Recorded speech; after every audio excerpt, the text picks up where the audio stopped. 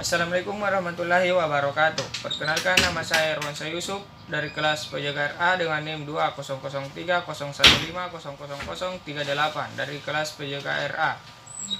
Kali ini saya akan mempresentasikan hasil PowerPoint saya, yaitu yang pertama, pendidikan jasmani dan olahraga pada zaman penjajahan. Dengan berkuasanya Belanda di Indonesia, terutama setelah Belanda mempunyai tentara yang banyak dalam rangka mempertahankan eksistensinya di Indonesia, maka kemudian terlihatlah masuknya keolahragaan di Indonesia keolahragaan di lingkungan militer. Meskipun olahraga itu sejak zaman Mesir kuno dan Yunani kuno sudah mulai menonjol, namun perkembangan di Eropa baru tampak timbul sekitar abad pertengahan, yang kemudian juga merayap berkembang di negeri Belanda, kemudian dibawa pula masuk ke Indonesia. Keolahragaan di Indonesia yang dibawa oleh Belanda itu sudah barang tentu sesuai dengan keadaan keolahragaan di negeri Belanda sendiri. Namun berkat kesadaran bangsa Indonesia akan kebudayaannya, meskipun dengan beberapa tekanan dan paksaan dari penjajahan, kebudayaan asli di Indonesia masih dapat dipertahankan. Selanjutnya, masuk pula ke Indonesia sistem Swedia ciptakan Fredrik Link yang mula-mula dibawa oleh para perwira kesehatan Angkatan Laut Belanda. Sistem ini masuk ke sekolah-sekolah dan pada tahun 1919 sampai 1920 masih mulai diadakan kursus-kursus untuk guru-guru dan sekolah-sekolah dilengkapi perlengkapan latihan sistem Swedia tersebut. Berbeda dengan sistem Jerman, sistem Swedia diciptakan Link berdasarkan guna gerak. Latihan yang tidak jelas gunanya dibuang dan tidak lagi diberikan. Link melaksanakan senam dalam 4 macam latihan, yaitu senam militer, latihan ketangkasan dengan menggunakan alat sehingga dapat menghadapi lawan. Tujuan latihan adalah membantu keselarasan antara senjata dan pemakainya. Bentuk-bentuk latihan yang digunakan terdiri latihan anggar, senapan bersangkur, dan tombak, serta lain-lainnya. Yang kedua, senam medis. Latihan ini dilakukan dengan tujuan untuk kesehatan dan penyembuhan serta untuk mengatasi gangguan-gangguan tubuh. Bentuk latihan terdiri dari mesek dan latihan-latihan zaman kuno. Senam pedagogis.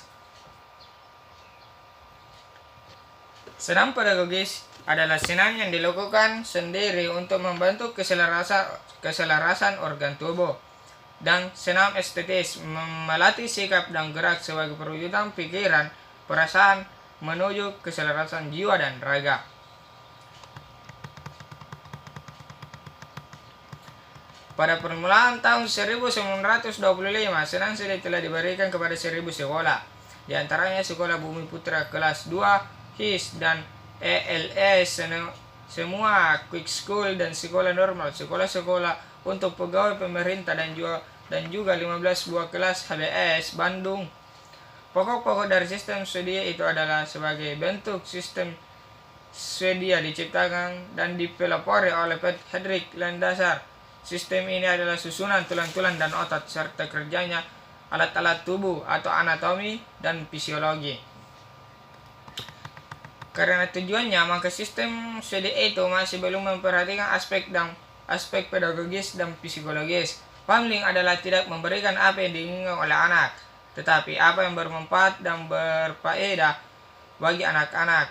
Sistem Swedia dibedakan menjadi 4 macam senam, yaitu senam militer, senam medis, senam pedagogis, dan senam estetis.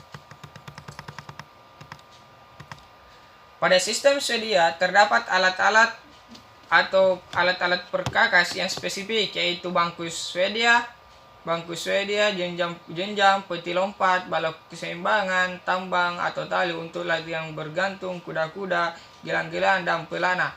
Susunan pelajaran menurut sistem ini terdiri atas latihan pendahuluan, latihan inti, latihan penutup. Sifat-sifat dan tanda-tanda yang terdapat pada sistem Swedia antara lain adalah semua latihan dipertanggungjawabkan secara anatomis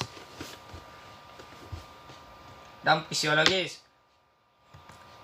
Selanjutnya, masuknya sistem Austria ke Indonesia itu tidak lepas dari perubahan haluan negeri Belanda dalam bidang olahraga. Sistem yang timbul setelah Perang Dunia tahun 1914 dan 1918. Disebabkan karena dorongan dan keinginan untuk mengadakan pembaharuan pendidikan itu akhirnya meluas tersebar di Eropa termasuk di negara Belanda. Di sekolah dan di masyarakat olahraga digalakkan agar murid-murid dapat mempelajari olahraga yang dikehendaki oleh Jepang. Jepang mengumpulkan guru-guru yang berjasa normal school, week school, atau guru-guru lainnya yang mengikuti kursus-kursus bagi guru olahraga agar dapat mengajarkan olahraga wajib.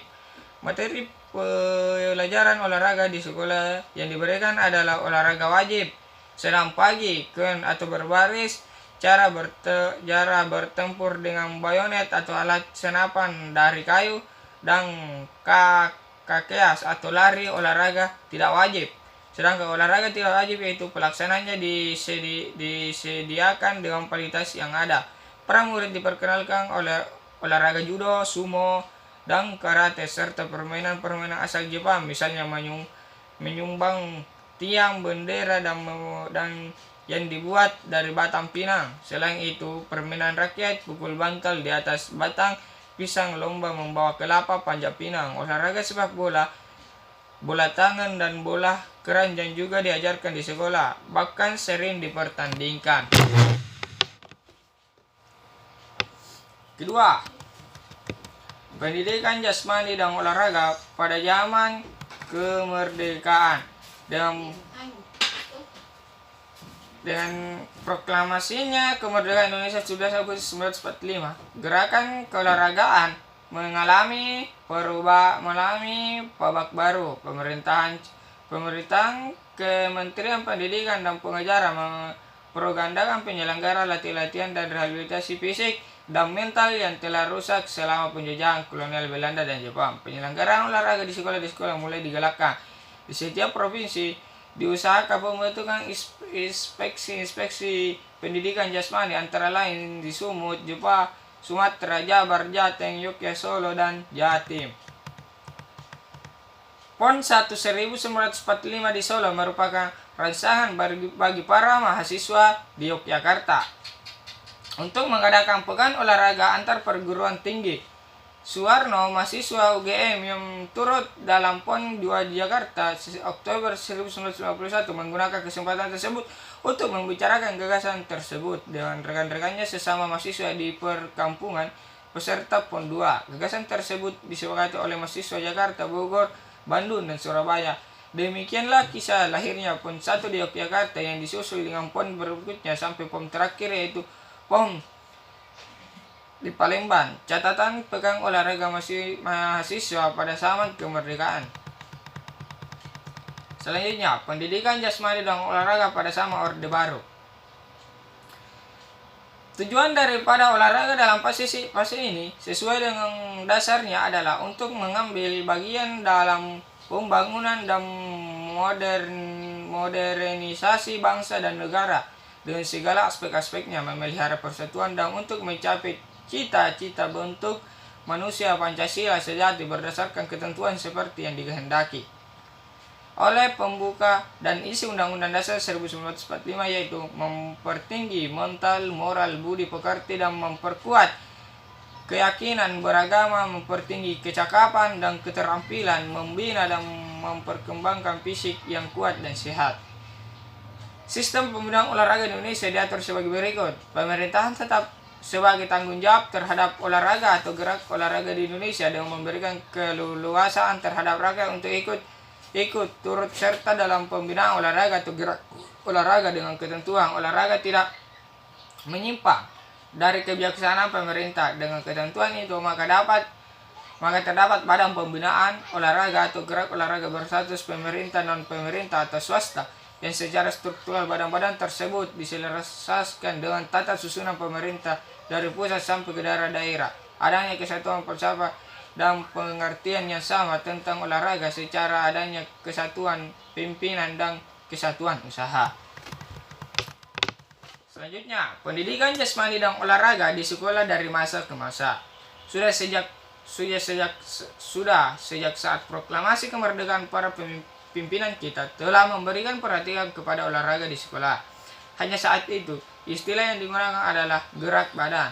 Perkembangan olahraga di sekolah selanjutnya mendapat pengaruh penulis